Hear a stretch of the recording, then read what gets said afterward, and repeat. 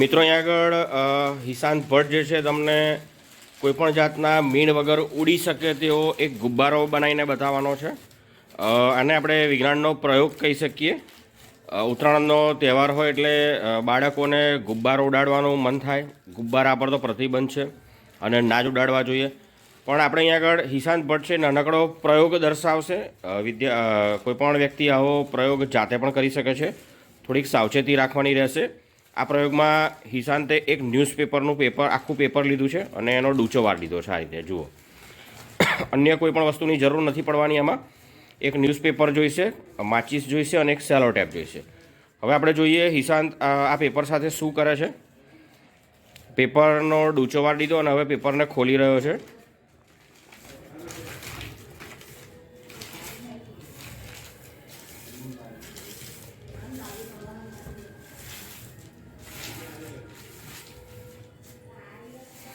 હવે પેપરનો એક છેડો લીધો, સામસામેના બીજો છેડો લીધો. સામસામેનો છેડો જે છે એને ભેગો કર્યો આપણે જોઈ શકીએ છીએ.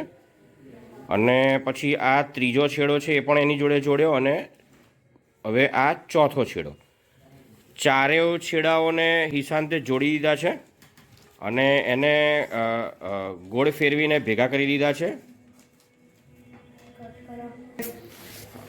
હવે આ એક સેલો ટેપ લીધી છે અને આ જે ચારેય છેડા છે એને આ રીતે આપણે ટેપથી ફિટ કરી દઈશું, ચોંટાડી દઈશું. આ જે ચારેય છેડા છે એને ચોંટાડેલા મને બતાવજો.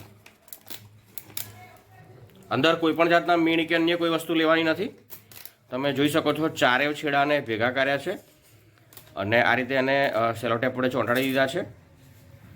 આપણો પ્રયોગ તૈયાર થઈ ગયો છે, અથવા તો દેશી ગુબ્બારો તૈયાર થઈ ગયો છે.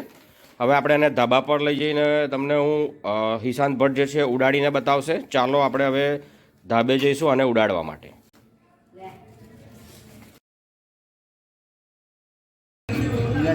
દોસ્તો અહીંયા આગળ એક ગુબ્બારાનો આપણે ડેમો આપીશું. મારા દીકરાએ આ ગુબ્બારો બનાવ્યો છે. આની અંદર કોઈ પણ જાતના મીણની જરૂર નથી અને હવે અમે આ ફક્ત કાગળમાંથી બનાવેલો છે અને સળગાવીશું તો હમણાં આકાશમાં ઉડશે. ચાલો અમે આનો ડેમો કરીશું.